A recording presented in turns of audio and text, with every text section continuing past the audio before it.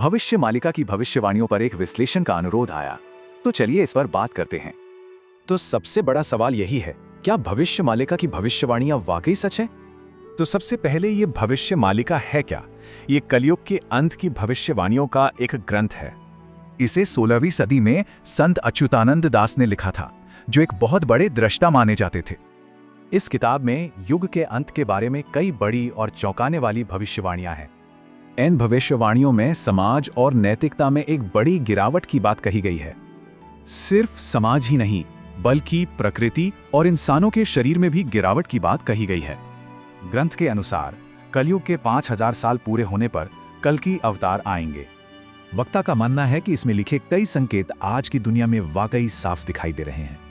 लेकिन यहाँ एक बहुत बड़ा पेंच है जो दूसरे शास्त्रों से जुड़ा है।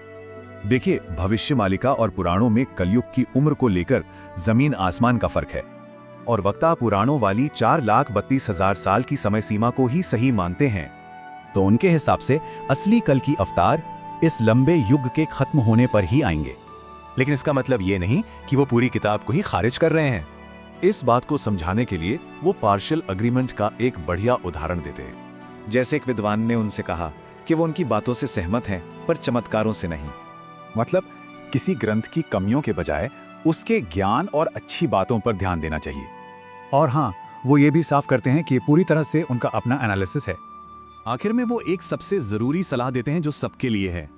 हमेशा अपने विवेक का इस्तेमाल करें, किसी भी बात को आंख बंद करके न माने। तो सोचने वाली बात यह है कि आस्था और अपने विवेक में सही बैलेंस कैसे बनाया जाए।